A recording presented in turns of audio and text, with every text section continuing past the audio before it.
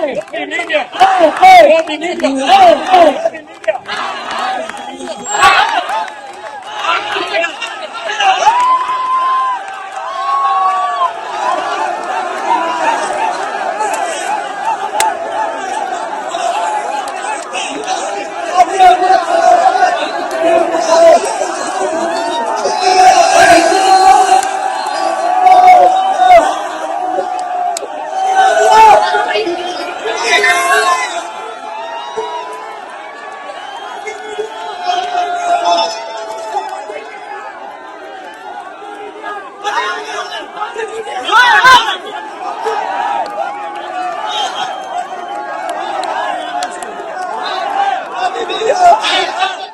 സമയം രാജ്യത്ത് അധംപതിച്ചുകൊണ്ടിരിക്കുന്ന വിദ്യാഭ്യാസ മേഖലയെ പുനരുജ്ജീവിപ്പിക്കുന്നതിന് വേണ്ടിയുള്ള സമരമായി ജന്തർ മന്ദറിലെ ഈ പ്രതിഷേധം മാറുന്നതിന്റെ കൂടെ തന്നെ അധികാരവർഗത്തിന്റെ കൂടെ നിൽക്കുന്ന മാധ്യമങ്ങൾക്കെതിരെ, മാധ്യമ സ്ഥാപനങ്ങൾക്കെതിരെ കടുത്ത നിലപാട് കൂടിയും ഇവിടെ ഒരുമിച്ച് കൂടിയിരിക്കുന്ന യുവത നിലപാടായിട്ട് സ്വീകരിക്കുന്നുണ്ട്.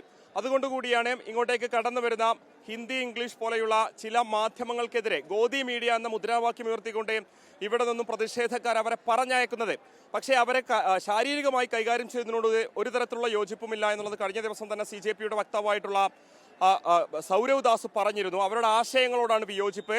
അവർ ഇവിടെ പ്രതിഷേധിക്കുന്ന ആളുകളെ തീവ്രവാദികളാക്കുന്നു. ആ രീതിയോട് ഒരിക്കലും അംഗീകരിക്കാൻ സാധിക്കില്ല എന്നുള്ളതാണ് CJP വക്താക്കൾ പറഞ്ഞിരുന്നത്. ഈ ഒരു ഘട്ടത്തിൽ എന്തുകൊണ്ട് ഇവിടെയുള്ള പ്രതിഷേധക്കാർ, ഇവിടെ അണിചേർന്നിരിക്കുന്ന 1000-ലധികം വരുന്ന യുവാക്കൾ എന്തുകൊണ്ടാണ് ഇവിടെയുള്ള ഈ മെയിൻ സ്ട്രീം ഹിന്ദി, ഇംഗ്ലീഷ് ചാനലുകളെ ഇത്രയധികം വെറുക്കുന്നത്, അവരെ ഇങ്ങോട്ടേക്ക് കടത്തിവിടാൻ പോലും അനുവദിക്കാത്തത് എന്നുള്ളതാണ് റിപ്പോർട്ടർ സംഘം പരിശോധിക്കുന്നത്. ചില പ്രതികരണങ്ങളിലേക്ക് പോകാം. ഇവിടെയുള്ള ഒരു പ്രതിഷേധക്കാരൻ നമ്മളോടൊപ്പം ചേരുന്നുണ്ട്, പ്രതിഷേധത്തിൽ അണിചേരുന്ന വ്യക്തി നമ്മളോടൊപ്പം ചേരുന്നുണ്ട്. Sir, what is your name? Where are you from? Sir, I cannot reveal my name. Okay. But I am advocate practicing in Delhi.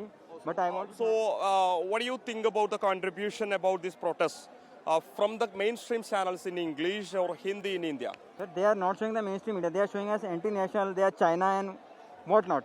Sir, you cannot see from whole of the interview. There is no anti-national media, anti-national slogans raised. Though no Hindu Muslim as sung by the ruling party BJP. All are peaceful. Unity in diversity, as we all read in class 6 NCERT books. It's all showing over here. Somebody is doing fans, somebody is doing sanitary napkins. Doctors are helping people for free.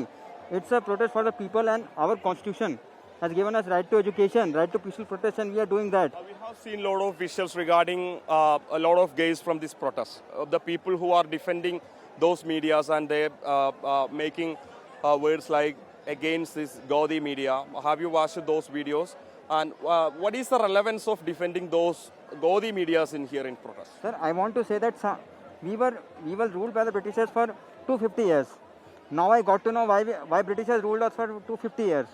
Like, you know, the revolutionaries like Chandrasekhar Azad, Bhagat Singh, and all over Bismillah Khan, and all the Kakori's incidents we have read from the history books. They were the Indians who gave these kind of medias are alleging a lot of such things against these protests. Yes, sir. It's a peaceful protest. Nobody is doing any hooligans throwing. All are saying Bharat Mata Ki Jai, Vande Mataram, national anthem.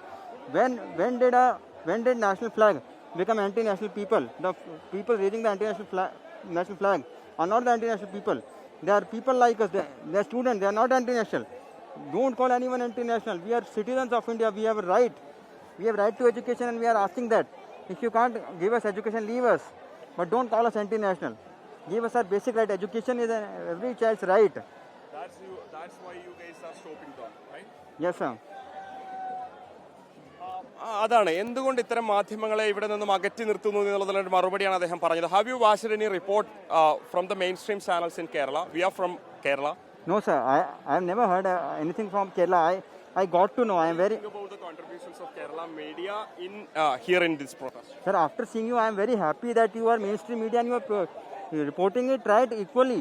And the Gaudy media saying that their medias are being harassed. It is because that this spells so much poison on national media, and every night they are anti-national. You are seeing so much love. Have you seen anyone harassing you in from the so much of crowd, girls or boys? Anyone have never harassed you. You are a media person. You can totally see. People are fanning you. People are giving you fruits, seeds. This is because they love you. It's your work. It's your duty. You are showing actual thing.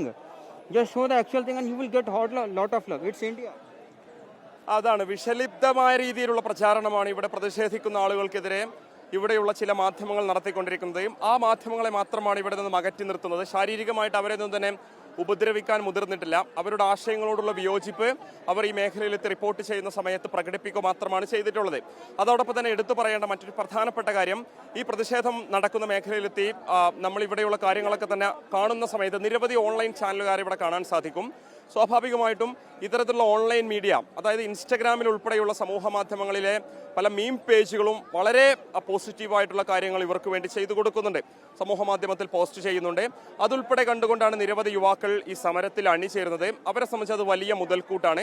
അതോടൊപ്പം തന്നെ കേരളത്തിൽ നിന്നുൾപ്പെടെയുള്ള നിരവധി മാധ്യമങ്ങൾക്ക് അവർ ഒരേ സമയം നന്ദി പറയുന്നുമുണ്ട്.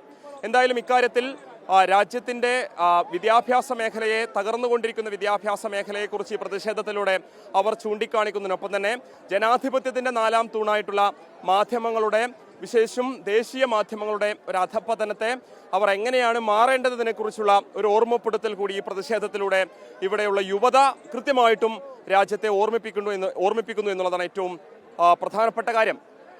ദില്ലിയിൽ നിന്നും വീഡിയോ ജേർണലിസ്റ്റ് ഉണ്ണി തൂവൂരിനൊപ്പം reporter Mubashir P Akbar, in reporter Jantar Mantar.